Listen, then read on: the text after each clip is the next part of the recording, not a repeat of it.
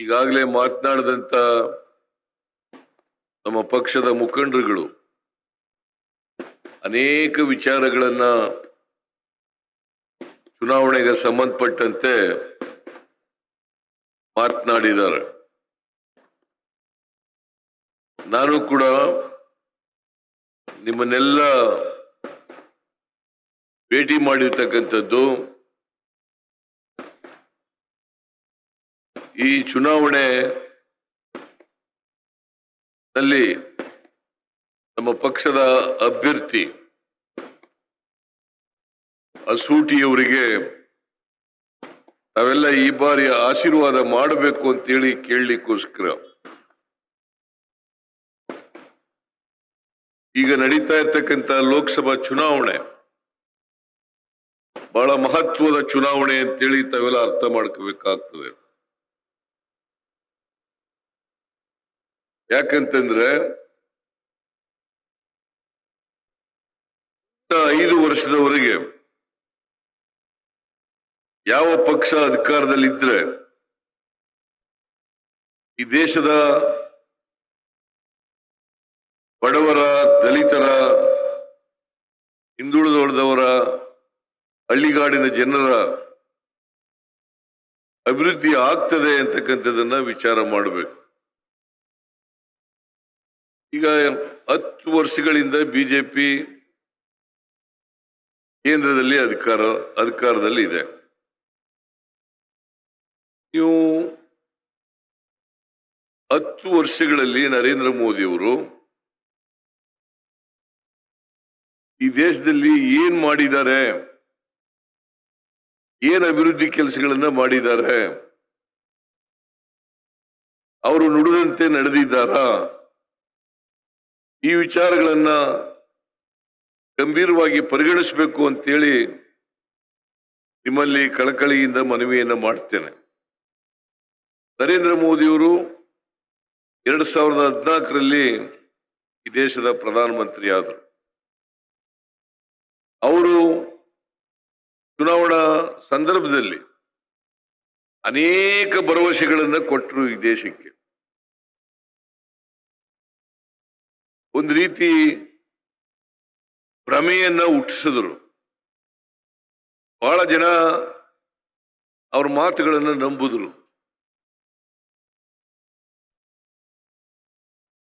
ನರೇಂದ್ರ ಮೋದಿಯವರು ಏನು ಹೊಸ ವಿಚಾರಗಳನ್ನ ಹೇಳ್ತಾ ಇದ್ದಾರೆ, ದೇಶದ ಭವಿಷ್ಯವನ್ನ ರೂಪಿಸ್ತೀವಿ ಅಂತ ಹೇಳ್ತಾ ಇದ್ದಾರೆ. ಅದರಿಂದ ನರೇಂದ್ರ ಮೋದಿ ಅವರಿಗೆ ಒಂದು ಅವಕಾಶವನ್ನ ಕೊಡೋಣ ಅಂತೇಳಿ ಈ ದೇಶದ ಜನ ಅವರಿಗೆ ಬಹುಮತವನ್ನ ಕೊಟ್ಟು ನರೇಂದ್ರ ಮೋದಿ ಅವರು ಪ್ರಧಾನಮಂತ್ರಿ ಆದರು. ಬಹಳ ಮುಖ್ಯವಾಗಿ ಹೇಳಿದಂಥವು ಈಗಾಗಲೇ ಪ್ರಸ್ತಾವ ಆಗಿದ್ದಾವೆ. ವಿದೇಶದಲ್ಲಿ ಕಪ್ಪು ಹಣ ಇದೆ. ಕಾಂಗ್ರೆಸ್ನ ಅನೇಕ ಜನ ನಾಯಕರುಗಳು ಅಲ್ಲಿ ಇಟ್ಟಿದ್ದಾರೆ, ಕಪ್ಪು ಹಣ ಇಟ್ಟಿದ್ದಾರೆ. ಅನೇಕ ಜನ ಶ್ರೀಮಂತರು ಕಪ್ಪು ಹಣವನ್ನ ಇಟ್ಟಿದ್ದಾರೆ. ಆ ಕಪ್ಪು ಹಣವನ್ನ 100 ದಿನದಲ್ಲಿ, ನನಗೆ 100 ದಿನ ಅವಕಾಶ ಕೊಡಿ, 100 ದಿನದಲ್ಲಿ ವಿದೇಶದಲ್ಲಿರ್ತಕ್ಕಂಥ ಕಪ್ಪು ಹಣವನ್ನ ತಂದು ಇಲ್ಲಿ ಎಲ್ಲ ಕುಟುಂಬಗಳಿಗೆ ಅವರ ಅಕೌಂಟ್ಗಳಿಗೆ 15 ಲಕ್ಷ 15 ಲಕ್ಷ 15 ಲಕ್ಷ ಹಾಕ್ತೀನಿ ಅಂತ ಹೇಳಿದ್ರು. ಯಾರು ಕೇಳಿರ್ಲಿಲ್ಲ. ನೀವು ವಿದೇಶದಲ್ಲಿರ್ತಕ್ಕಂಥ ಕಪ್ಪು ಹಣ ತಗೊಬರ್ರಿ, ನಮ್ಗೆಲ್ಲ ಕೊಡಿ ಅಂತೇಳಿ ಯಾರು ಕೂಡ ಕೇಳಿರ್ಲಿಲ್ಲ. ಆದ್ರೆ ಅವರೇ ಈ ಆಶ್ವಾಸನೆಯನ್ನ ಕೊಟ್ಟರು. ಈ ಆಶ್ವಾಸನೆ ಕೊಟ್ಟ ಮೇಲೆ ಈಡೇರಿಸ್ಬೇಕಲ್ಲ. ಈಗ 10 ವರ್ಷ ಆಯ್ತು, ಯಾರಿಗೂ 15 ಪೈಸೆ ಕೊಡ್ಲಿಲ್ಲ. ಕೊಟ್ಟಿದಾರ ನಿಮ್ಗೆ 15 ಪೈಸೆನಾರು ಕೊಟ್ಟಿದಾರ? 10 ವರ್ಷದಲ್ಲಿ ಕೊಡ್ಲಿಲ್ಲ. ದೇಶದಲ್ಲಿ ನಿರುದ್ಯೋಗ ಇದೆ. ಅನೇಕ ಜನ ಯುವಕ ಯುವತಿಯರು ನಿರುದ್ಯೋಗಿಗಳಾಗಿದ್ದಾರೆ. ಅವ್ರಿಗೆಲ್ರಿಗೂ ಉದ್ಯೋಗ ಕೊಡಬೇಕಾಗಿರ್ತಕ್ಕಂಥದ್ದು ಸರ್ಕಾರದ ಜವಾಬ್ದಾರಿ. ಅದಕ್ಕೋಸ್ಕರ ಎಲ್ಲರಿಗೂ ಕೂಡ ಉದ್ಯೋಗ ಕೊಡಬೇಕು ಅಂತೇಳಿ ಅವ್ರು ಏನ್ ಹೇಳಿದ್ರು ಅಂತಂದ್ರೆ, ವರ್ಷಕ್ಕೆ ಕನಿಷ್ಠ 2 ಕೋಟಿ ಹುದ್ದೆಗಳನ್ನ ಸೃಷ್ಟಿ ಮಾಡ್ತೇನೆ, ಆ ಮೂಲಕ ನಿರುದ್ಯೋಗಿಗಳಿಗೆ ಕೆಲಸ ಕೊಡ್ತೇನೆ ಅಂತ ಹೇಳಿದ್ರು. 10 ವರ್ಷ ಆಯ್ತು. 10 ವರ್ಷಗಳಲ್ಲಿ 20 ಕೋಟಿ ಉದ್ಯೋಗಗಳನ್ನ ಸೃಷ್ಟಿ ಮಾಡಬೇಕಾಗಿತ್ತು. ಮಾಡಿದ್ರ? ಯುವಕರಿಗೆಲ್ಲ ಕೆಲಸ ಕೊಟ್ರ? ಯುವತಿಯರಿಗೆಲ್ಲ ಕೆಲಸ ಕೊಟ್ರ? ನಿರುದ್ಯೋಗಿಗಳಿಗೆ ಕೆಲಸ ಕೊಡ್ತಕ್ಕಂಥ ಪ್ರಯತ್ನ ಏನಾದ್ರು ಮಾಡಿದ್ರ? ಏನು ಮಾಡಲಿಲ್ಲ. ಅವರು ಕೆಲಸ ಕೊಡಿ ಅಂತ ಕೇಳಿದ್ರೆ ಇದೇ ನರೇಂದ್ರ ಮೋದಿ ಅವರು ಉತ್ತರ ಕೊಟ್ಟದ್ದು, ಪಕೋಡ ಮಾರಕ್ ಹೋಗಿ, ಬೋಂಡ ಮಾರಕ್ ಹೋಗಿ ಅಂತ ಹೇಳಿದ್ರು. ಪಾಪ ಪೋಸ್ಟ್ ಗ್ರಾಜುಯೇಷನ್ ಎಲ್ಲ ಮಾಡಿರ್ತಕ್ಕಂಥವ್ರು, ಮೆಡಿಕಲ್ಲು, ಇಂಜಿನಿಯರಿಂಗು, BCom ಮಾಡಿರ್ತಕ್ಕಂಥವ್ರಿಗೆಲ್ಲ ಕೊಟ್ಟಂತ ಉತ್ತರ ಪಕೋಡ ಮಾರಕ್ ಹೋಗಿ, ಬೋಂಡ ಮಾರಕ್ ಹೋಗಿ ಅಂತ ಹೇಳಿದಂಥದ್ದು. ಇದನ್ನ ನರೇಂದ್ರ ಮೋದಿ ಅವರು ಅತ್ಯಂತ ಬೇಜವಾಬ್ದಾರಿತನದಿಂದ ಈ ಮಾತುಗಳನ್ನ ಹೇಳಿದ್ದಾರೆ. ಅವರು ಆ ಪ್ರಧಾನಮಂತ್ರಿ ಕುರ್ಚಿಗೆ ಅವಮಾನ ಮಾಡಿದ್ದಾರೆ ಅಂತಕ್ಕಂಥ ಮಾತುಗಳನ್ನ ತಮಗೆ ತಿಳಿಸ್ಲಿಕ್ಕೆ ಬಯಸ್ತಾ ಇದ್ದೇನೆ. ಪಾಪ ನಮ್ಮ ಯುವಕರು ಏನ್ ಮೋದಿ ಮೋದಿ ಮೋದಿ ಮೋದಿ ಅಂತ ಹೇಳಿದ್ರು. ಯಾಕಂದ್ರೆ ಎಲ್ರಿಗೂ ಕೆಲಸ ಸಿಗುತ್ತೆ ಅಂತ ಹೇಳಿ ಯಾರು ಮೋದಿ ಮೋದಿ ಮೋದಿ ಅಂತಿದ್ರು ಅವ್ರಿಗೆ ತಿರುಪತಿ ತಿಮ್ಮಪ್ಪನ 3 ನಾಮ ಹಾಕ್ಬಿಟ್ಟಿದ್ದಾರೆ. ಈಗ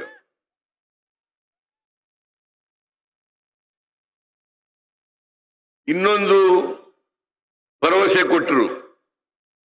ಈ ದೇಶದಲ್ಲಿ ಭಾರತ ದೇಶ ರೈತಾಪಿ ದೇಶ, ರೈತರ ಆದಾಯ ಜಾಸ್ತಿ ಆಗಬೇಕು. ಅವರು ವ್ಯವಸಾಯ ಮಾಡಲಿಕ್ಕೆ ಇವತ್ತು ಬಹಳ ಕಷ್ಟಪಡ್ತಾ ಇದ್ದಾರೆ. ಅದಕ್ಕೋಸ್ಕರ ಅವ್ರ ಆದಾಯನೇ ಡಬಲ್ ಮಾಡಿಬಿಡ್ತೀನಿ ಅಂತ ಹೇಳಿದ್ರು. ಅವ್ರ ಆದಾಯನೇ ಡಬಲ್ ಮಾಡ್ತೀನಿ ಅಂತ ಹೇಳಿದ್ರು. 10 ವರ್ಷಗಳಾಯ್ತು. ವ್ಯವಸಾಯದ ಖರ್ಚು ಜಾಸ್ತಿ ಆಯ್ತಾ ಹೊರತು 2 ಪಟ್ಟು 3 ಪಟ್ಟು ಜಾಸ್ತಿ ಆಯ್ತಾ ಹೊರತು ಅವರ ಆದಾಯ 2 ಪಟ್ಟು ಆಗ್ಲಿಲ್ಲ. ಅವರ ಆದಾಯ 2 ಪಟ್ಟು ಆಗ್ಲಿಲ್ಲ. 4ನೇದು, ಎಲ್ಲ ಅಗತ್ಯ ವಸ್ತುಗಳು, ಆಹಾರ ಪದಾರ್ಥಗಳು, ಪೆಟ್ರೋಲ್, ಡೀಸೆಲ್, ಗ್ಯಾಸ್, ಅಡಿಗೆ ಎಣ್ಣೆ ಮತ್ತೆ ಗೊಬ್ಬರ, ಇವುಗಳೆಲ್ಲ ಬೆಲೆಗಳನ್ನು ಇಳಿಸ್ಬಿಡ್ತೀನಿ. ಇವರೆಲ್ಲ ಬೆಲೆಗಳನ್ನು ಕೂಡ ಇಳಿಸ್ಬಿಡ್ತೀನಿ. ಒಳ್ಳೆ ದಿನಗಳು ಬರ್ತವೆ. ಬಿಜೆಪಿ ಅಧಿಕಾರಕ್ಕೆ ಬಂದ್ರೆ ಒಳ್ಳೆ ದಿನಗಳು ಬರ್ತವೆ. ಅವ್ರು ಹಿಂದಿನಲ್ಲಿ ಹೇಳಿದ್ರು ಅಚ್ಚೇ ದಿನ ಆಯೇಗ. ಬಂದಿದೆಯಾ ನಿಮಗೆ ಒಳ್ಳೆ ದಿನ? ಪೆಟ್ರೋಲ್ ಬೆಲೆ 2014ರಲ್ಲಿ 70 ರೂಪಾಯಿ ಇತ್ತು 1 ಲೀಟರ್ಗೆ. ಇವತ್ತು 105 ರೂಪಾಯಿ ಆಗಿದೆ. 48 ರೂಪಾಯಿ ಇತ್ತು, ಇವತ್ತು 95 ರೂಪಾಯಿ ಆಗಿದೆ. ಗ್ಯಾಸ್ ಸಿಲಿಂಡರು ಒಂದಕ್ಕೆ 414 ರೂಪಾಯಿ ಇತ್ತು, ಇವತ್ತು 950 ರೂಪಾಯಿ ಆಗಿದೆ. ಇಷ್ಟೆಲ್ಲ ಬೆಲೆ ಏರಿಸಿ ನರೇಂದ್ರ ಮೋದಿ ಅವರು ಅಗತ್ಯ ವಸ್ತುಗಳ ಬೆಲೆಗಳನ್ನ ಕಡಿಮೆ ಮಾಡ್ತೀನಿ ಅಂತ ಹೇಳಿದ್ರಲ್ಲ, ಮಾಡಿದ್ರ? ಇಂಟರ್ನ್ಯಾಷನಲ್ ಮಾರ್ಕೆಟ್ ನಲ್ಲಿ ಕ್ರೂಡ್ ಆಯಿಲ್ ಬೆಲೆ ಜಾಸ್ತಿ ಆಗಿದ್ರೆ, ಪೆಟ್ರೋಲ್ ಬೆಲೆ, ಡೀಸೆಲ್ ಬೆಲೆ, ಗ್ಯಾಸ್ ಬೆಲೆ ಜಾಸ್ತಿ ಆಗಲಿ. ಆದ್ರೆ ನರೇಂದ್ರ ಮೋದಿ ಅವರು ಅಧಿಕಾರಕ್ಕೆ ಬಂದ ಮೇಲೆ ಅಂತಾರಾಷ್ಟ್ರೀಯ ಮಾರ್ಕೆಟ್ ನಲ್ಲಿ ಕ್ರೂಡ್ ಆಯಿಲ್ ಬೆಲೆ ಕಡಿಮೆ ಆಗಿದೆ. ಅದು ಕಡಿಮೆ ಆದ ಬೆಲೆ ಪೆಟ್ರೋಲ್ ಬೆಲೆ, ಡೀಸೆಲ್ ಬೆಲೆ, ಗ್ಯಾಸ್ ಬೆಲೆ ಕಡಿಮೆ ಆಗ್ಬೇಕಾಗಿತ್ತು. ಅದನ್ನು ಕೂಡ ಮಾಡಕ್ಕಾಗ್ಲಿಲ್ಲ ನರೇಂದ್ರ ಮೋದಿ ಅವ್ರ ಕೈನಲ್ಲಿ. ರೂಪಾಯಿ ಮೌಲ್ಯವನ್ನ ಹೆಚ್ಚು ಮಾಡ್ತೇನೆ ಅಂತ ಹೇಳಿದ್ರು. ಡಾಲರ್ ಬೆಲೆಯನ್ನ ಕಡಿಮೆ ಮಾಡ್ತೀನಿ. ಅವತ್ತು 2014ರಲ್ಲಿ $1ಗೆ ನಮ್ಮ ದೇಶದ ರೂಪಾಯಿ 58 ರೂಪಾಯಿ ಇತ್ತು. 58 ರೂಪಾಯಿ. ಇವತ್ತು 83 ರೂಪಾಯಿ ಇದೆ. 83 ರೂಪಾಯಿ. ಎಲ್ಲಿ ಮಾಡಿದ್ರಿ ನೀವು ನರೇಂದ್ರ ಮೋದಿ ಅವರೇ? ನೀವು ಯೋಚನೆ ಮಾಡಬೇಕು. ನರೇಂದ್ರ ಮೋದಿ ಅವರು ಈ ದೇಶವನ್ನ ಮುನ್ನಡೆಸಿದ್ದೇನೆ, ಅಭಿವೃದ್ಧಿಪಡಿಸಿದ್ದೇನೆ ಅಂತ ಹೇಳ್ತಾರೆ. ಏನಾದ್ರು ಅಭಿವೃದ್ಧಿ ಆಗಿದೆಯಾ? ಹುಬ್ಬಳ್ಳಿ ಧಾರವಾಡ ಅಭಿವೃದ್ಧಿ ಆಗಿದೆಯಾ? ಮಾಡ್ಲಿಕ್ಕೆ ಆಗ್ಲಿಲ್ಲ. ಏನಾದರೂ ಬಡವರಿಗೆ, ದಲಿತರಿಗೆ, ಹಿಂದುಳಿದವರಿಗೆ, ಅಲ್ಪಸಂಖ್ಯಾತರಿಗೆ ಏನಾದ್ರು ಸಹಾಯ ಮಾಡಿದಾರ? ಅವರ ಆರ್ಥಿಕ ಪರಿಸ್ಥಿತಿ ಸುಧಾರಣೆ ಆಗಿದೆಯಾ? ಅವರಿಗೆ ಆರ್ಥಿಕವಾಗಿ, ಸಾಮಾಜಿಕವಾಗಿ ಶಕ್ತಿ ತುಂಬತಕ್ಕಂಥ ಕೆಲಸ ಆಗಿದೆಯಾ? ಆಗ್ಲಿಲ್ಲ. ಇದರಿಂದ ಸಾಮಾನ್ಯ ಜನ, ಬಡವರು, ಮಧ್ಯಮ ವರ್ಗದ ಜನ ಜೀವನ ಮಾಡದೆ ಕಷ್ಟ ಆಯಿತು. ಈ ಕಷ್ಟದ ಪರಿಸ್ಥಿತಿನಲ್ಲಿ ನಾವು ಕಳೆದ ವಿಧಾನಸಭಾ ಚುನಾವಣಾ ಸಂದರ್ಭದಲ್ಲಿ 5 ಗ್ಯಾರಂಟಿಗಳನ್ನ ಘೋಷಣೆ ಮಾಡೋದು, ಅದ್ರ ಜೊತೆಗೆ ಮ್ಯಾನಿಫೆಸ್ಟೋನು ಕೂಡ ಬಿಡುಗಡೆ ಮಾಡೋದು. ಆ 5 ಗ್ಯಾರಂಟಿಗಳು ನಾವು ಈ ವರ್ಷನೇ ಅಧಿಕಾರಕ್ಕೆ ಬಂದ ತಕ್ಷಣನೇ ಅವುಗಳನ್ನ ಜಾರಿ ಕೊಡ್ತೀವಿ ಅಂತ ಹೇಳೋದು. ಮೇ 20ನೇ ತಾರೀಕು 2023 ನಾವು ಅಧಿಕಾರಕ್ಕೆ ಬಂದದ್ದು. ನೇರವಾಗಿ ಕಂಠೀರವ ಸ್ಟೇಡಿಯಂನಲ್ಲಿ ಪ್ರಮಾಣ ವಚನ ಸ್ವೀಕಾರ ಮಾಡಿ ಕ್ಯಾಬಿನೆಟ್ ಹೋಗಿ ಕ್ಯಾಬಿನೆಟ್ ನಲ್ಲಿ ಚರ್ಚೆ ಮಾಡಿ ಎಲ್ಲ 5 ಗ್ಯಾರಂಟಿಗಳನ್ನು ಕೂಡ ಜಾರಿ ಮಾಡ್ತೀವಿ ಅಂತೇಳಿ ಅವತ್ತೇ ಆದೇಶ ಮಾಡೋದು. 5 ಗ್ಯಾರಂಟಿಗಳನ್ನು ಕೂಡ ಅವತ್ತೇ ಮಾಡ್ತೀವಿ ಅಂತ ಮಾಡೋದು. ಮೇ 20ನೇ ತಾರೀಕು ಅಧಿಕಾರಕ್ಕೆ ಬಂದು ಜೂನ್ 11ನೇ ತಾರೀಕು ವಿಧಾನಸೌಧದ ಮುಂಭಾಗದಲ್ಲಿ ಶಕ್ತಿ ಯೋಜನೆಗೆ ಚಾಲನೆಯನ್ನು ಕೊಡ್ತಕ್ಕಂಥ ಕೆಲಸವನ್ನ ಮಾಡೋದು. ಅವತ್ತಿನಿಂದ ಜೂನ್ 11ರಿಂದ ಇವತ್ತಿನವರೆಗೆ 195 ಕೋಟಿ ಮಹಿಳೆಯರು ಫ್ರೀಯಾಗಿ ಸರ್ಕಾರಿ ಬಸ್ನಲ್ಲಿ ಪ್ರಯಾಣ ಮಾಡಿದ್ದಾರೆ. ಮಾಡಿದ್ದೀರಾ? ಇಲ್ಲ ಮಾಡಿದ್ದೀರಾ ಇಲ್ವೇನಮ್ಮ? 195 ಕೋಟಿ ಮಹಿಳೆಯರು ಫ್ರೀಯಾಗಿ. ಅವರು ಟಿಕೆಟ್ ತಗೊಳ್ಬೇಕಾಗಿದ್ದಂತ ದುಡ್ಡು ಅವ್ರಿಗೆ ಉಳಿತಾಯ ಆಯಿತು. ಅನ್ನಭಾಗ್ಯ ಕಾರ್ಯಕ್ರಮ ನಾನು ಮುಖ್ಯಮಂತ್ರಿ ಆಗಿರುವಾಗ ಹಿಂದೆ 7 ಕೆಜಿ ಅಕ್ಕಿಯನ್ನ ಫ್ರೀಯಾಗಿ ಕೊಡ್ತಾ ಇದ್ದೆ. 7 ಕೆಜಿ ಅಕ್ಕಿಯನ್ನ ಫ್ರೀಯಾಗಿ ಕೊಡ್ತಾ ಇದ್ದೆ. ಅದನ್ನ ಯಡಿಯೂರಪ್ಪ ಮುಖ್ಯಮಂತ್ರಿ ಆದ್ಮೇಲೆ 7 ಕೆಜಿಯಿಂದ 5 ಕೆಜಿಗೆ ನಿಲ್ಲಿಸಿದ್ರು. ನಿಮ್ಮೂರಿನವರೇ ಆದಂತ ಬಸವರಾಜ ಬೊಮ್ಮಾಯಿ ಅವರು ಕೂಡ 5 ಕೆಜಿನೇ ಕೊಡ್ತಕ್ಕಂಥದನ್ನ ಮುಂದುವರಿಸಿದ್ರು. 7 ಕೆಜಿ ಮಾಡಲೇ ಇಲ್ಲ. ನಾನು ವಿಧಾನಸೌಧದಲ್ಲಿ ಹೇಳಿದೆ, ಮಿಸ್ಟರ್ ಯಡಿಯೂರಪ್ಪನವರೇ, ನೀವು ಬಡವರು ಹೊಟ್ಟೆ ಮೇಲೆ ಹೊಡಿತಕ್ಕಂಥ ಕೆಲಸ ಮಾಡಬೇಡಿ. 7 ಕೆಜಿ ಅಕ್ಕಿ ಕೊಟ್ರೆ ಆಕಾಶ ಏನ್ ಬಿದ್ದೋಗಲ್ಲ, ಸರ್ಕಾರದಲ್ಲಿ ಹಣ ಬಹಳಷ್ಟು ಏನು ಖರ್ಚಾಗೋದಿಲ್ಲ, ಕೊಡ್ರಿ ಅಂತ ಹೇಳಿದೆ. ಅವರು ಒಪ್ಪಲೇ ಇಲ್ಲ. ಅದರಿಂದ ಈ ಅನ್ನಭಾಗ್ಯ ಕಾರ್ಯಕ್ರಮ ನಾವು ಅಧಿಕಾರಕ್ಕೆ ಬಂದ್ರೆ 5 ಕೆಜಿ ಜೊತೆಗೆ ಇನ್ನೂ 5 ಕೆಜಿ ಹೆಚ್ಚು ಕೊಡಬೇಕು ಅಂತೇಳಿ ತೀರ್ಮಾನ ಮಾಡಿ ಫುಡ್ ಕಾರ್ಪೊರೇಷನ್ ಆಫ್ ಇಂಡಿಯಾದವ್ರನ್ನ ಕರೆದು ಕೇಳಿದೆ ನಾನು, ಏನ್ರಿ ಅಕ್ಕಿ ಕೊಡಕ್ ಸಾಧ್ಯನಾ ಅಂತ. ಅವ್ರು ಹೇಳಿದ್ರು, ಅಕ್ಕಿ ಕೊಡ್ತೀವಿ ಸರ್, ನಮ್ಮ ಹತ್ರ ದಾಸ್ತಾನ್ ಇದೆ, ನಮಗೆ ಪುಕ್ಕಟೆ ಕೊಡಬೇಡಿ, 1 ಕೆಜಿ ಅಕ್ಕಿಗೆ 34 ರೂಪಾಯಿ ಕೊಡ್ತೀವಿ, ನೀವೆಷ್ಟು ನಿಗದಿ ಮಾಡ್ತೀರಿ ಅಷ್ಟು ಕೊಡ್ತೀವಿ ಅಂತ ಹೇಳಿದಾಗ ಅವ್ರು ಒಪ್ಕೊಂಡು ಕೊಡ್ತೀವಿ ಅಂತ ಹೇಳಿ ಪತ್ರನೂ ಕೂಡ ನಮಗ್ ಕೊಟ್ಟರು. ಅದಾದ್ಮೇಲೆ 3 ದಿನದಲ್ಲಿ ಹೇಳ್ತಾರೆ ಅಕ್ಕಿ ಕೊಡಕ್ಕಾಗಲ್ಲ. ಯಾಕಪ್ಪ ಅಂತಂದ್ರೆ ನಮಗೆ ಮೇಲಿನಿಂದ ಆದೇಶ ಇದೆ. ಈ ಆದೇಶ ಕೊಟ್ಟವ್ರು ಯಾರು? ಈ ಆದೇಶ ಕೊಟ್ಟವರು ಬಿಜೆಪಿ ಸರ್ಕಾರ, ನರೇಂದ್ರ ಮೋದಿ ಅವರ ಸರ್ಕಾರ. ಪ್ರಹ್ಲಾದ್ ಜೋಶಿ ಅವರು ಕೊಡಿಸ್ಲಿಕ್ಕೆ ಸಾಧ್ಯ ಆಯ್ತಾ? ನಿಮ್ಮ MP, ಕೇಂದ್ರದಲ್ಲಿ ಮಂತ್ರಿ ಅಕ್ಕಿ ಕೊಡಿಸ್ಲಿಕ್ಕೆ ಸಾಧ್ಯ ಆಯ್ತಾ? ನರೇಂದ್ರ ಮೋದಿ ಅವ್ರ ಕೈಲಿ ಹೇಳಿ ಅಕ್ಕಿ ಕೊಡೋಣ. ಬಡವರು ಕೊಡ್ತಾ ಇದ್ದಾರೆ, ಅವರು 3 ಹೊತ್ತು ಊಟ ಮಾಡ್ಲಿ ಅಂತೇಳಿ ಕೊಡ್ತಾ ಇದ್ದಾರೆ, ಫ್ರೀಯಾಗಿ ಕೊಡ್ತಾ ಇದ್ದಾರೆ. ಕೊಡೋಣ ಅಂತೇಳಿ ಕೊಡಿಸ್ಲಿಕ್ಕೆ ಸಾಧ್ಯ ಆಗ್ಲಿಲ್ಲ. ಆಮೇಲೆ ನಾವು ತೀರ್ಮಾನ ಮಾಡೋದು, ಅಕ್ಕಿ ಬದಲಾಗಿ ದುಡ್ಡು ಕೊಡೋಣ ಅಂತೇಳಿ ತೀರ್ಮಾನ ಮಾಡಿದ್ರು. 1 ಕೆಜಿ ಅಕ್ಕಿಗೆ 34 ರೂಪಾಯಿನಂತೆ 5 ಕೆಜಿ ಅಕ್ಕಿಗೆ 170 ರೂಪಾಯಿ.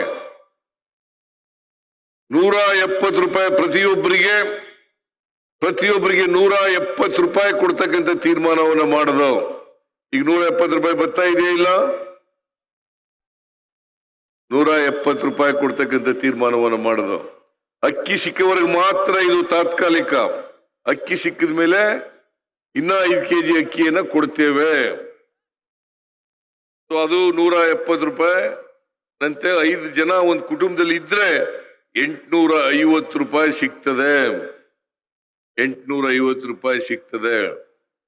ಗೃಹಲಕ್ಷ್ಮಿ ಯೋಜನೆ ಇದನ್ನ ಆಗಸ್ಟ್ ತಿಂಗಳಲ್ಲಿ ಜಾರಿ ಕೊಟ್ಟು ಈಗ ಮನೆ ಯಜಮಾನಿಗೆ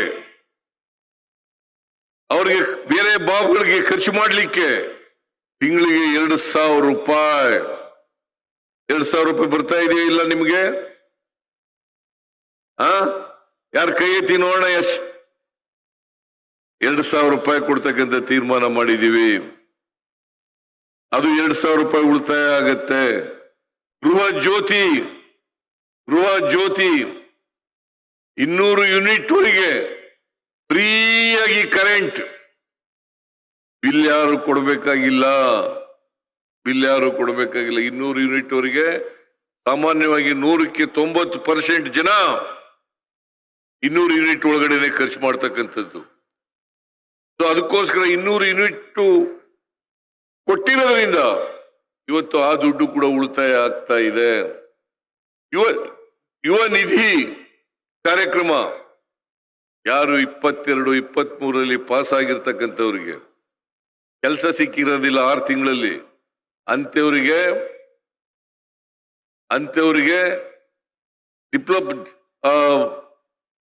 ನಿರುದ್ಯೋಗಿ ಪದವೀಧರರಿಗೆ ತಿಂಗಳಿಗೆ 3,000 ರೂಪಾಯಿ, ನಿರುದ್ಯೋಗಿ ಡಿಪ್ಲೊಮಾ ಹೋಲ್ಡರ್ಸ್ಗೆ 1,500 ರೂಪಾಯಿ ಇದನ್ನು ಕೂಡ ಕೊಡ್ಲಿಕ್ಕೆ ಪ್ರಾರಂಭ ಮಾಡೋದು.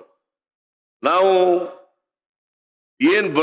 ಗ್ಯಾರಂಟಿ ಯೋಜನೆಗಳನ್ನ ಜಾರಿ ಮಾಡ್ತೀವಿ ಅಂತ ಹೇಳೋದು, ನಾವು ಅಧಿಕಾರಕ್ಕೆ ಬಂದ 8 ತಿಂಗಳಲ್ಲಿ ಸಂಪೂರ್ಣವಾಗಿ ಎಲ್ಲ ಗ್ಯಾರಂಟಿ ಯೋಜನೆಗಳನ್ನು ಕೂಡ ಜಾರಿ ಮಾಡೋದು.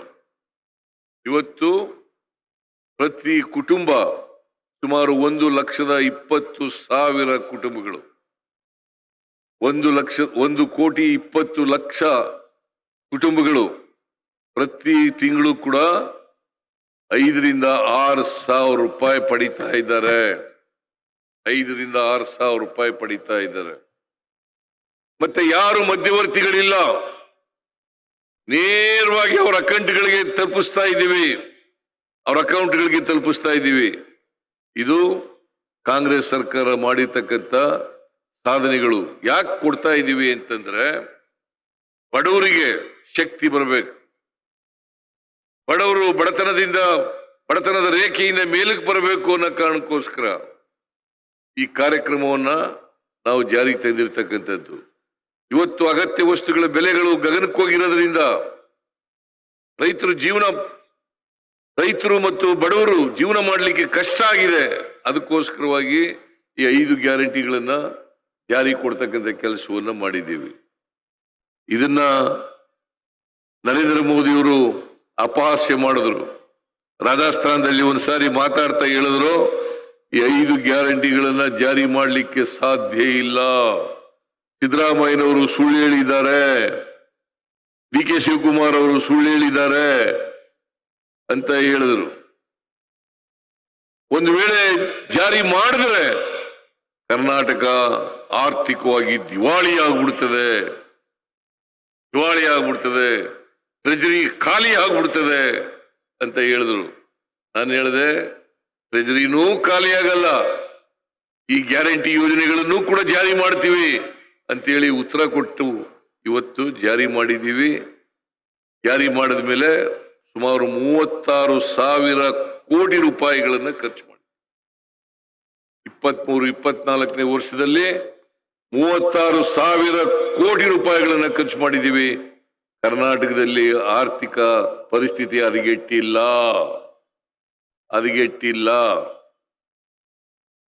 ಇದನ್ನ ನರೇಂದ್ರ ಮೋದಿ ಅವರು ಅರ್ಥ ಮಾಡ್ಕೋಬೇಕು ಅಂತಕ್ಕಂಥ ಮಾತುಗಳನ್ನು ಹೇಳಲಿಕ್ಕೆ ಬಯಸ್ತಾ ಇದ್ದೇನೆ. ಆಮೇಲೆ ಸುಮಾರು ರೈತರು, ಬಡವರು, ದಲಿತರು, ಹಿಂದುಳಿದವರು ಇವರೆಲ್ಲರೂ ಕೂಡ ಇವತ್ತು ಇವುಗಳ ಲಾಭವನ್ನ ಪಡಿತಾ ಇರ್ತಕ್ಕಂಥದನ್ನ ಕರ್ನಾಟಕದಲ್ಲಿ ಬಹುಶಃ ಇಲ್ಲಿಗೆ ಬಂದಿರತಕ್ಕಂಥ ಜನರು ಕೂಡ ಪಡಿತಾ ಇದ್ದೀರಿ ಅಂತಕ್ಕಂಥ ಮಾತುಗಳನ್ನ ತಮಗೆ ತಿಳಿಸ್ಲಿಕ್ಕೆ ಬಯಸ್ತಾ ಇದ್ದೇನೆ. ಕರ್ನಾಟಕ ಸರ್ಕಾರ ಇದು ಈ 5 ವರ್ಷಗಳು ಈಗ ಬಿಜೆಪಿ ಅವರು ಏನ್ ಹೇಳ್ತಾ ಇದ್ದಾರೆ ಅಂತಂದ್ರೆ, ಟೀಕೆ ಏನ್ ಮಾಡ್ತಾ ಇದ್ದಾರೆ ಅಂತಂದ್ರೆ, ಈ ಗ್ಯಾರಂಟಿ ಯೋಜನೆಗಳು ಪಾರ್ಲಿಮೆಂಟ್ ಎಲೆಕ್ಷನ್ ಆಗೋವರೆಗೂ ಮಾತ್ರ, ಆಮೇಲೆ ನಿಲ್ಲಿಸ್ಬಿಡ್ತಾರೆ. ಇದು ಹಸಿ ಸುಳ್ಳು. ಕಾಂಗ್ರೆಸ್ ಸರ್ಕಾರ ಯಾವ ಕಾರಣಕ್ಕೂ ಕೂಡ ಈ ಗ್ಯಾರಂಟಿಗಳನ್ನ ನಾವು ಜಾರಿ ಮಾಡಿದ್ದೀವಿ, 5 ವರ್ಷನೂ ಕೂಡ ಜಾರಿ ಮಾಡ್ತೀವಿ, ಬಡವರಿಗೆ ಸಹಾಯ ಮಾಡ್ತಕ್ಕಂಥ ಕೆಲಸವನ್ನ ಮಾಡ್ತೇವೆ ಅಂತಕ್ಕಂಥ ಮಾತುಗಳನ್ನ ಹೇಳಲಿಕ್ಕೆ ಬಯಸ್ತಾ ಇದ್ದೇನೆ. ನಿಮ್ಮನ್ನ ದಾರಿ ತಪ್ಪಿಸ್ತಕ್ಕಂಥ ಪ್ರಯತ್ನವನ್ನ ಮಾಡ್ತಾ ಇದ್ದಾರೆ. ನರೇಂದ್ರ ಮೋದಿಯವರು ಇತ್ತೀಚಿನ ದಿನಗಳಲ್ಲಿ ಅವರ ಕುರ್ಚಿ ಘನತೆಗೆ ತಕ್ಕಂತೆ ಮಾತಾಡ್ತಾ ಇಲ್ಲ. ಏನೇನೋ ಬಾಯಿ ಬಂದಾಗೆಲ್ಲ ಮಾತಾಡ್ತಾ ಇದ್ದಾರೆ. ಬಹುಶಃ ಅವರು RSS ನವರು ಅಂತಕ್ಕಂಥದನ್ನ ತೋರ್ಪಡಿಸ್ಕೊತಾ ಇದ್ದಾರೆ. ಅವ್ರು ಮಾತಾಡ್ತಕ್ಕಂಥ ಮಾತುಗಳು RSS ನ ಭಾಷಣಗಳು. ಈಗ ದಲಿತರಿಗೆ, ಹಿಂದುಳಿದವರಿಗೆ ಕೊಟ್ಟಿರ್ತಕ್ಕಂಥ ಮೀಸಲಾತಿಯನ್ನ ಮುಸಲ್ಮಾನರು ಕೊಟ್ಬಿಡ್ತಾರೆ. ಬಹುಶಃ ಅವರಿಗೆ ಕಾನ್ಸ್ಟಿಟ್ಯೂಷನ್ ಗೊತ್ತಾಗಿದೆಯೋ ಇಲ್ಲೋ ಗೊತ್ತಿಲ್ಲ, ಅಥವಾ ಯಾರು ಹೇಳ್ಕೊಂಡಿದಾರೋ ಇಲ್ಲೋ ಗೊತ್ತಿಲ್ಲ. ಈ ಕರ್ನಾಟಕದಲ್ಲಿ 4% ಮುಸ್ಲಿಮರಿಗೆ ಮೀಸಲಾತಿ ಕೊಡಬೇಕು ಅಂತೇಳಿ ಚಿನ್ನಪ್ಪರೆಡ್ಡಿ ಆಯೋಗದ ವರದಿಯ ಆಧಾರದ ಮೇಲೆ ತೀರ್ಮಾನ ಆಗಿರ್ತಕ್ಕಂಥದ್ದು. ಇದು 2000 ಮೊಯ್ಲಿಯವರು ಇದ್ದಂತ ಕಾಲದಲ್ಲೇ ಇದು ತೀರ್ಮಾನ ಆಯ್ತು. ಆಮೇಲೆ ದೇವೇಗೌಡರು ಮುಖ್ಯಮಂತ್ರಿ ಆಗಿರುವಾಗ, ನಾನು ಹಣಕಾಸಿನ ಮಂತ್ರಿ ಆಗಿರುವಾಗ ಇದಕ್ಕೆ ಆದೇಶ ಆಯ್ತು. ಅವತ್ತಿನಿಂದ ಇವತ್ತಿನವರೆಗೆ ಇದೆ. ಇವತ್ತು ಪ್ರತಿನವರು ನನಗೆ ಒಂದು ಪ್ರಶ್ನೆ ಕೇಳಿದ್ರು, ನೀವು ಇಂದು ಮುಸಲ್ಮಾನರಿಗೆ 4% ಮೀಸಲಾತಿ ಕೊಟ್ಬಿಟ್ಟಿದ್ದೀರಿ ಕರ್ನಾಟಕದಲ್ಲಿ ಅಂತ ಹೇಳಿದ್ರು. ಇವರು ಬಿಜೆಪಿಯವರು ಆ 4% ಮೀಸಲಾತಿಯನ್ನು ರದ್ದು ಮಾಡಿದ್ರು. ಬಸವರಾಜ ಬೊಮ್ಮಾಯಿ ಇರುವಾಗ ಅದನ್ನು ರದ್ದು ಮಾಡಿದ್ರು. ಅದನ್ನು ರದ್ದು ಮಾಡಿದ್ರ ಮೇಲೆ ಸುಪ್ರೀಂ ಕೋರ್ಟ್ಗೆ ಅದನ್ನ ಚಾಲೆಂಜ್ ಮಾಡಿ ಆ ಆದೇಶವನ್ನ ಸುಪ್ರೀಂ ಕೋರ್ಟ್ಗೆ ಹೋದ್ರು. ಸುಪ್ರೀಂ ಕೋರ್ಟ್ನಲ್ಲಿ ಬಸವರಾಜ ಬೊಮ್ಮಾಯಿ ಅವರ ಸರ್ಕಾರ ಅಫಿಡವಿಟ್ ಹಾಕಿ ಅಂಡರ್ಟೇಕ್ ಮಾಡ್ಕೊಂಡಿದ್ದಾರೆ. ಯಥಾಸ್ಥಿತಿ ಮುಂದುವರಿತದೆ. 4% ಮೀಸಲಾತಿ ಕೊಟ್ಟಿರ್ತಕ್ಕಂಥದ್ದು ಮುಂದುವರಿತದೆ ಅಂತಕ್ಕಂಥದ್ದು ಬಹುಶಃ ಇದು ನರೇಂದ್ರ ಮೋದಿ ಅವರಿಗೆ ಗೊತ್ತಿದೆಯೋ ಇಲ್ಲೋ ಗೊತ್ತಿಲ್ಲ. ಅವರೇ ಕಮಿಟ್ ಮಾಡ್ಕೊಂಡಿದ್ದಾರೆ. ಬಸವರಾಜ ಬೊಮ್ಮಾಯಿ ಅವರ ಸರ್ಕಾರನೇ ಕಮಿಟ್ ಮಾಡ್ಕೊಂಡಿದೆ. ಅಫಿಡವಿಟ್ ಹಾಕಿ ಅಂಡರ್ಟೇಕ್ ಮಾಡ್ಕೊಂಡಿದ್ದಾರೆ. ನಾವು ಚಿನ್ನಪ್ಪರೆಡ್ಡಿ ಆಯೋಗದ ವರದಿ ಏನ್ ಶಿಫಾರಸ್ ಮಾಡಿತ್ತು, ಆ 4% ಮೀಸಲಾತಿ ಉದ್ಯೋಗದಲ್ಲಿ, ಶಿಕ್ಷಣದಲ್ಲಿ ಮುಸಲ್ಮಾನರಿಗೆ 4% ಏನ್ ಮೀಸಲಾತಿ ಕೊಟ್ಟಿದ್ದಾರೆ ಅದನ್ನು ಮುಂದುವರಿಸತಕ್ಕಂಥ ಕೆಲಸವನ್ನ ನಾವು ಮಾಡ್ತೇವೆ ಅಂತಕ್ಕಂಥ ಮಾತುಗಳನ್ನ ಈ ಸಂದರ್ಭದಲ್ಲಿ ಹೇಳಲಿಕ್ಕೆ ಬಯಸ್ತಾ ಇದ್ದೇನೆ. ಅದರಿಂದ ನರೇಂದ್ರ ಮೋದಿ ಅವರೇ, ನೀವು ಈ ದೇಶದ ಜನರನ್ನ ತಪ್ಪುದಾರಿಗಳಿತಕ್ಕಂಥ ಪ್ರಯತ್ನವನ್ನ ಮಾಡಬೇಡಿ. ನೀವು ಪ್ರಧಾನಮಂತ್ರಿಗಳು ಅಂತಕ್ಕಂಥದನ್ನ ಮರಿಬಾರದು. ಸಂವಿಧಾನಕ್ಕೆ ವಿರುದ್ಧವಾಗಿ ಮಾತನಾಡಬಾರದು. ಈ ದೇಶದ 140 ಕೋಟಿ ಜನರ ಮಾನ, ಪ್ರಾಣ, ಆಸ್ತಿ, ಪಾಸ್ತಿ ಇವೆಲ್ಲವನ್ನು ಕೂಡ ರಕ್ಷಣೆ ಮಾಡ್ತಕ್ಕಂಥವ್ರು ಈ ದೇಶದ ಪ್ರಧಾನಮಂತ್ರಿಗಳು. ಸಂವಿಧಾನಬದ್ಧವಾಗಿ ಕೆಲಸ ಮಾಡಬೇಕು. ಅದನ್ನು ಬಿಟ್ಟು ಸಂವಿಧಾನಕ್ಕೆ ವಿರುದ್ಧವಾಗಿ ನೀವು ನಡ್ಕೊಂಡ್ರೆ ಅದು ಪ್ರಧಾನಮಂತ್ರಿ ಸ್ಥಾನಕ್ಕೆ ಆ ಗೌರವವನ್ನ ಮಾಡ್ತಕ್ಕಂಥ, ಅದರ ಘನತೆಯನ್ನ ಕಡಿಮೆ ಮಾಡ್ತಕ್ಕಂಥ ಕೆಲಸವನ್ನ ನೀವು ಮಾಡ್ತಾ ಇದ್ದೀರಿ. ನೀವು ಪ್ರಧಾನಮಂತ್ರಿ ಆಗ್ಲಿಕ್ಕೆ ಸಾಧ್ಯ ಇಲ್ಲ ಅಂತಕ್ಕಂಥ ಮಾತುಗಳನ್ನು ಹೇಳಲಿಕ್ಕೆ ಬಯಸ್ತಾ ಇದ್ದೇನೆ. ಅದರಿಂದ ನರೇಂದ್ರ ಮೋದಿಯವರು ಅವ್ರು ಕೊಟ್ಟಂತ ಮಾತುಗಳನ್ನು ನಡೆಸಲಿಲ್ಲ. ನರೇಂದ್ರ ಮೋದಿಯವರು ಅವ್ರು ಕೊಟ್ಟಂತ ಮಾತುಗಳನ್ನು ನಡೆಸಲಿಲ್ಲ. ಈ ದೇಶದ ಅಭಿವೃದ್ಧಿನೂ ಮಾಡಲಿಲ್ಲ. ನಾನು ಕೇಳ್ತೇನೆ, ಕಳೆದ ಲೋಕಸಭಾ ಚುನಾವಣೆಯಲ್ಲಿ ಬಿಜೆಪಿಯವರು 25 ಜನ ಗೆದ್ದಿದ್ರು.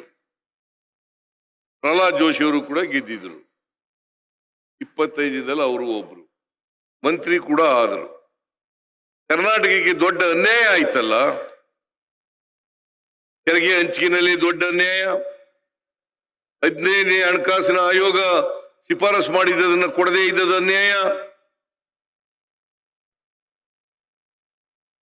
5,300 ಕೋಟಿ ರೂಪಾಯಿ ಅಪ್ಪರ್ ಭದ್ರಾ ಕೊಡ್ತೀವಿ ಅಂತ ಹೇಳಿ ಕೊಡ್ಲಿಲ್ಲ, ಅದು ಅನ್ಯಾಯ.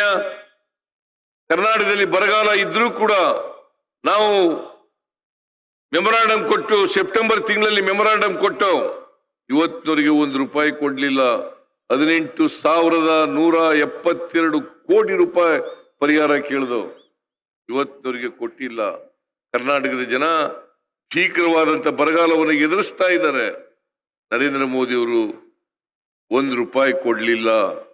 ಪ್ರಹ್ಲಾದ್ ಜೋಶಿ ಅವರು ಇದ್ರ ಬಗ್ಗೆ ಪಾರ್ಲಿಮೆಂಟ್ ನಲ್ಲಾಗ್ಲಿ ಕ್ಯಾಬಿನೆಟ್ ನಲ್ಲಾಗ್ಲಿ ಬಾಯಿ ಬಿಡ್ಲಿಲ್ಲ.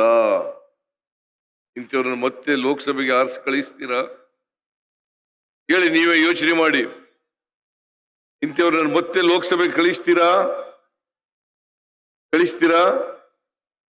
25 ಜನ ಒಬ್ರು ಕೂಡ ಬಾಯಿ ಬಿಡ್ಲಿಲ್ಲ. ಪ್ರಹ್ಲಾದ್ ಜೋಶಿ ಮಂತ್ರಿ ಆಗಿದ್ದಾರಲ್ಲ, ಸಂಸದೀಯ ವ್ಯವಹಾರಗಳ ಸಚಿವರಾಗಿದ್ದಾರಲ್ಲ, ಪ್ರಧಾನಮಂತ್ರಿಗಳಿಗೆ ಹತ್ರದಲ್ಲಿದ್ದಾರಲ್ಲ, ಹೇಳಿ ಕೊಡಿಸ್ಬೇಕ ಬೇಡ? ಬರಗಾಲದ ಪರಿಹಾರ ಕೊಡಿಸ್ತಕ್ಕಂಥ ಜವಾಬ್ದಾರಿ ಇಲ್ಲ ಇವರಿಗೆ? ಸಂಪೂರ್ಣವಾಗಿ ಅವರ ಜವಾಬ್ದಾರಿ ನಿರ್ವಹಿಸೋದ್ರಲ್ಲಿ ಸೋತಿದ್ದಾರೆ. ಅದಕ್ಕೋಸ್ಕರ ಈ ಸಾರಿ ಪ್ರಹ್ಲಾದ್ ಜೋಶಿ ಅವರನ್ನ ಸೋಲಿಸಿ ದಯಮಾಡಿ ಸೋಲಿಸ್ತೀರಾ?